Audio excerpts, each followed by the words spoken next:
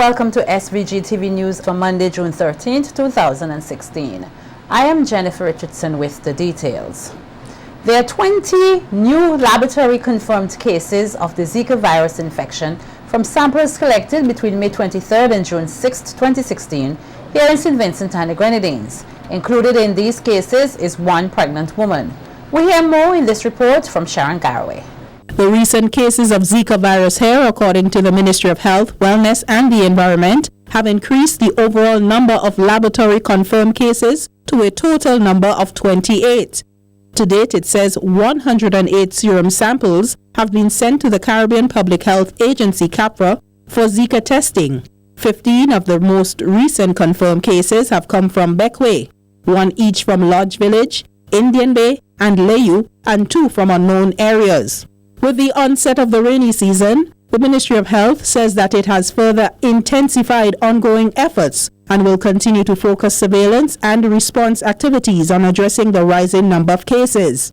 The necessary care and monitoring of a pregnant patient and her unborn baby have also been in focus. Chief Medical Officer Dr. Simone Kieser-Beach has emphasized the importance of citizens to take all measures to protect themselves from mosquito bites. The Aedes aegypti mosquito transmits the Zika virus and lives in and around houses and reproduces in any object containing still water. The incubation period is 7 to 10 days, and once hatched, the insect can live up to 6 weeks.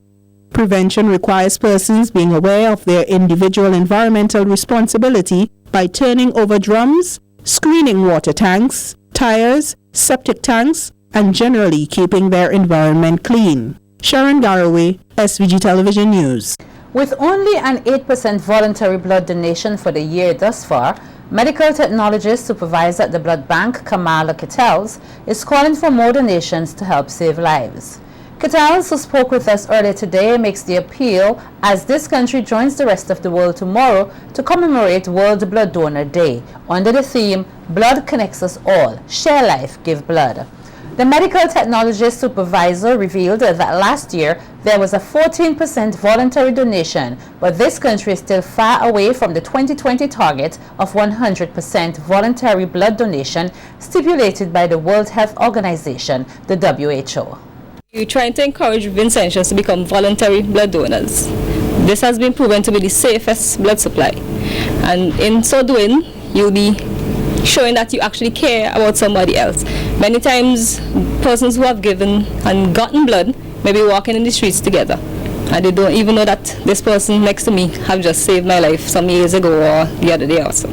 So we're encouraging persons to just come and just give some blood. Give it to the blood bank. You don't have to wait until a relative is in the hospital, because we're trying to move away from family or replacement donors. Because the WHO has mandated that by 2020, the whole world should be on 100% voluntary blood donation.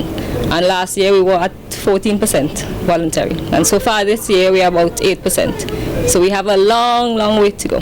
So we're just appealing to Vincentians to just come out, start caring and sharing, and show that you really love each other, and come and give some blood. Phlebotomist staff nurse Rachel Graves also made an appeal for persons to give blood.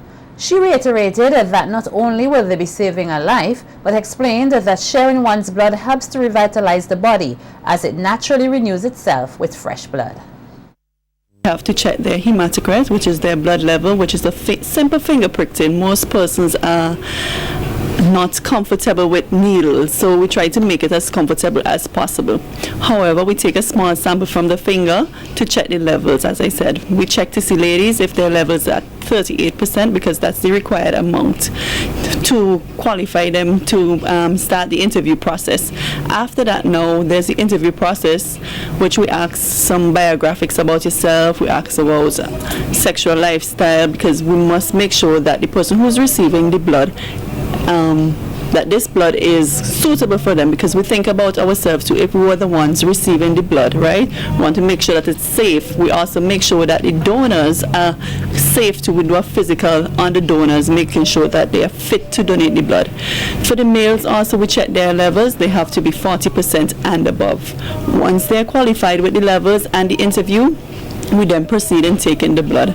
In his address at the graduation ceremony of 44 Ecuadorian students who have successfully completed the Teach English Caribbean program, Minister of Agriculture Saboto Caesar said in today's world there is still space for countries to work together. Caesar commended the work of both the Vincentian and Ecuadorian governments for putting in place the initiative, which he noted has proven to be very successful. Ecuador has a population of on about 16 million. St. Vincent and the Grenadines, just over 110,000. And I am happy that both nations will have come together in a great expression of their sovereignty. Some nations would use their sovereignty to build bombs and to fight wars. But Ecuador and St. Vincent and the Grenadines, we are using our sovereignty to make this world a better place. Many of the successes that we see in this hemisphere taking place begins with great minds and sometimes what appears to be a very small vision. Expressing his gratitude to the educators involved in the coordination and teaching of the program at the St. Vincent Community College, Caesar noted that the institution has indeed played a significant role in the development of Vincentian students and has done the same as it relates to the Ecuadorians. But it is a very important moment for us to, as a nation, to reflect on the path that we have traveled as a college. Teaching is a very noble profession.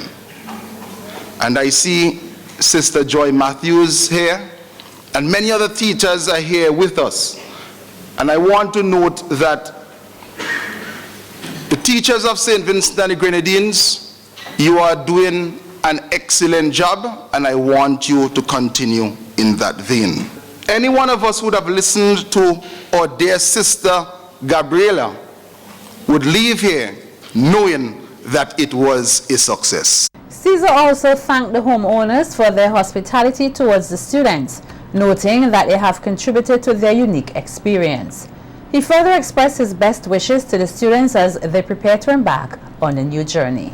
I want to also specially recognize the homeowners who are here today. I had the opportunity to see the warmth of the hospitality extended to the students, and by virtue of the fact that so many persons would have taken time off to be here this afternoon, homeowners, I know that you have done an excellent work and that you cannot await the next cohort to come. May God continue to richly bless you, and I want you to take from St. Vincent and the Grenadines the warmth of El Caribe. Noting that the students have not only been exposed to academia but also the cultural practices and heritage of SVG, Parliamentary Secretary in the Ministry of Education, Deborah Childs, noted that her ministry is pleased to have been a part of such a fulfilling experience. She further urged the students to share what they have learned with their colleagues, students, families, and friends so that they too can benefit from the program. When you go back to your country, sell the program to your other colleagues. In other words, encourage other colleagues of yours to join in the next batch of students and be a part of this worthwhile program. With your newly acquired skills and the knowledge in the subject, you would inspire in your children, the students you would go back to teach, a love for the English as a second language, thus making it interesting and easier for them to acquire the skill of speaking and writing English. Let them also know that between these two countries, travel would become a lot more easier very soon as we endeavor to open our international airport shortly. A national policy dialogue on sustainable energy will be held here tomorrow. This dialogue is aimed at enhancing advocacy around sustainable energy, in particular the status of energy efficiency and energy conservation policies across the Caribbean region. The dialogue will be targeted specifically at civil society organizations, policymakers, media personnel, and other development stakeholders. The main objectives of the policy dialogue will be to discuss the status of policies, legislation, and incentives which exist at the national and regional levels relating to energy, efficiency, and conservation, and discuss and agree on recommendations for improving, if and where necessary, existing policies, legislation, and incentives. The dialogue will commence at 9 in the morning at the NIS conference room. Traffic officers here are eagerly awaiting the implementation of breathalyzers and speed guns. Assistant Superintendent of Police Closton Francis says the traffic department is somewhat handicapped without the use of such devices, which he says will improve in the execution of their jobs. ASP Francis said while the traffic legislation has already been drafted, they are waiting for its finalization, and in the meantime they are doing the best they can to crack down on reckless driving on the nation's roads. That piece of legislation is presently in its draft stage, and of course it will have to be reviewed and go to Parliament for it to be passed fully, and then other issues in relation to traffic will be captured in that regulation, especially the speed limit, because sometimes a vehicle might be traveling fast, but how do you know how fast it has been traveling? The naked eyes may not be able to tell, so you need a speed limit to have a check done, proper check done, and so on. He adamantly assured that once this bill is passed, changes will occur within the traffic department. Do you think that that bill will be properly implemented and executed within St. Vincent and the Grenadines? I can guarantee you that, because it's a tone in the side of the traffic police officers to say that they are limited in the action they could take in respect to these areas. So they are eager and anxious for the legislation to come on stream for them to enforce it aggressively. I can guarantee you that. I know the traffic officers, they are very strict with respect to traffic offences, because they are aware of all the fatal accidents that have occurred in the past, and they're very, very concerned about it. So they will be very happy when this piece of legislation comes get through Parliament and is actually implemented. Meanwhile, ASP Closton Francis is appealing to minibus drivers to be lenient and considerate on the road. He said while he understands that they are operating a business, they must be mindful that people's lives are at risk. It's always important to think ahead, not just for immediate, to make the immediate dollar, but to think ahead. Think of what could happen if you get into a serious accident for your business and for yourself. And as I just mentioned, remember that you have people's lives in your hands. And if they entrust you in with their lives, it is your responsibility to ensure that they are safe and they get to their destination safely. That's what I'll say. Yes, it's carnival and more people be on the road at late hours, business will increase, but be considerate.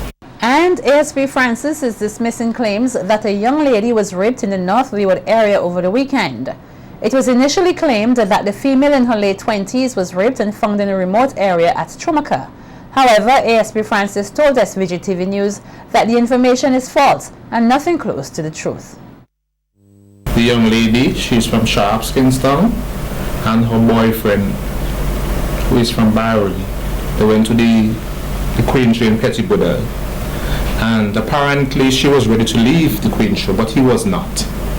And hence she left by herself, maybe in an effort to get to Kingston. And on reaching Chumoka, she encountered some medical problems. The information is that she got a seizure and was lying on the roadside, and persons passed by, took her up, and transported her to the hospital in Shattuckville where she was treated. Francis stated that given the recent hike in crime, it was a risky decision for the woman to be walking alone on the road. Meantime, several persons were injured in North Leeward on Saturday, June 11, 2016 in a vehicular accident. The accident, which took place in the Happy Hill area overlooking the community of Layu, involved 3 minibuses. ASP Closton Francis stated that considering the manner in which the accident took place, it could have had a more disastrous impact. I was informed that there was a vehicular accident involving 3 vehicles, 3 passenger vans. 2 operate between Barley and Kingston, and the other operate between North Leeward, Lower Down, and Kingston. What I was told is that the 2 for Barley were going down to Barley, and the one coming from and the other one was coming from Leeward. So two going in one direction and the other in the opposite direction. And apparently those going to Barley, one was behind, one was in front. The one behind tried to overtake the one that was in front, and things went ballistic. People were out of control. Two of the vehicles went over nearby embankment and caused an accident. The vehicle turned over actually, and I'm very surprised no one actually died, but persons were injured. Bronson George, a resident of the Old Montrose community, was this morning granted bail after he was remanded into custody last week on 3 traffic-related charges. They include causing the death of Carl Roberts, who at the time of his death resided at Lodge Village, and also for driving the vehicle without having insurance and a driver's permit on May 8th this year.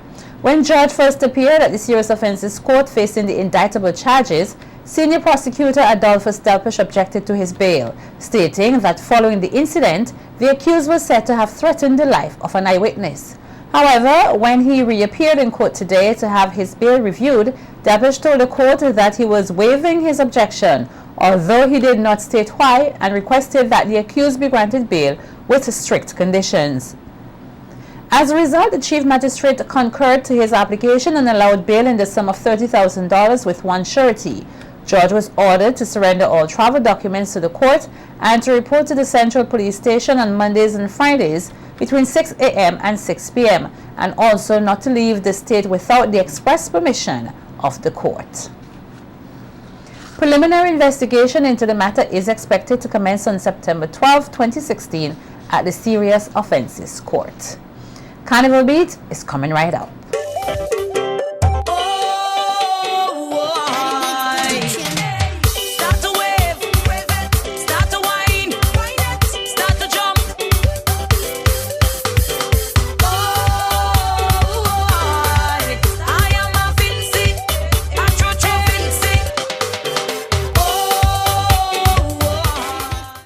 Carnival revelers of North Windward and surrounding areas had a treat last weekend as the North Windward Carnival Development Committee hosted the climax of their 2016 Rural Carnival activities. We hear more on the activities in this report by Nikita Tony. Things off on Friday night, June 10, 2016, was the Miss Windward pageant, which saw 5 contestants vying for the coveted title. They were Miss Ko, Monifa Cordis, Miss Bible, Zone Seymour, Miss Caratal, Crystal Pope, Miss Lanley Park, Kimisha Bowen, and Miss Pepper Village, Laurice Nero. At the end of the show, Miss Lanley Park, Kimisha Bowen was crowned Miss Windward 2016, having won the Best Swimwear, Best Talent, and Best Evening Wear categories, along with the Miss Photogenic Award. Following her was first runner-up Zone Seymour, who was adjudged the best in interview, and second runner-up Miss Pepper Village Laurice Nero, who copped the Miss Congeniality prize. The most improved contestant was Crystal Pope, Miss Caratal, while the most punctual contestant award went to Monifa Cordis, Miss Ko. The next activities were held on the streets of Georgetown with the Juve and Street Party on Saturday morning and evening, respectively. The committee ended the Windward Carnival activities on Sunday with their carnival cool-down at the Black Point Recreational Site. Pageant coordinator of the North Windward Carnival Development Committee, Renata Peters, expressed her gratitude to persons who attended the activities. She noted that it was a successful weekend and season as she looks forward to their 2017 production, which she outlines is already in planning. We didn't have any incidents recorded by the police known to us as of Monday. At the beauty pageant, the results were very well received by the audience, hence everybody had a good time partying the Saturday morning and afternoon on the streets of Georgetown. We will be planning for Carnival 2017 activities right away, because this year, even though we started planning early, we had some issues where we didn't have enough sponsors and we were unable to raise enough funds to cover all of our activities. And lack of funding created a problem for us, especially with the beauty pageant. So we're hoping to start the planning as early as possible for next year's carnival activities. Vincentians are being urged to continue supporting the rural activities leading up to the 10-day celebration of the hottest carnival, Vincy Mass 2016. Reporting for Carnival Beat, I am Nikita Tony. Leader of the High Voltage Mass Band, Kingsley Collis, says they are fully charged and ready for Vincy Mass 2016. SVG Television's Bavin Oliver tells us more about the band's presentation for this year. Band leader of the high voltage mass band Kingsley Collis stated this year's presentation, All That Lathers, was born out of the desire to challenge themselves in creating something new and innovative. Never before no one has ventured in this particular avenue here where Bubbles is concerned, where soap products are being featured. So this year we challenge ourselves to come up with this team, to make it a powerful team, a team that no other band has been in before. Collis says sponsors and customers seem more interested in what he calls beads and feather masks, noting that their costumes are superior and are born out of talent and creativity. We have to make and design everything.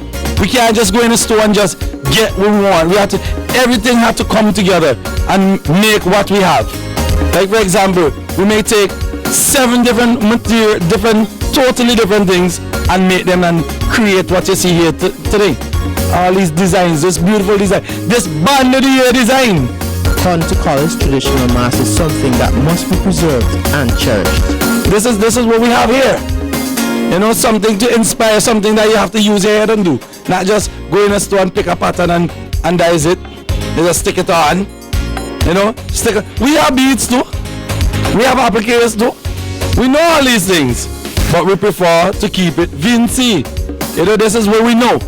We can do it this way. If you look back at even Trinidad, you understand? The bands that winning band of the year in Trinidad is bands that keeping it like Simmons. No, not the bead and feathers. Not trying to water nobody, but who feels it knows it. You understand? So in this world, I say tradition is best. You know.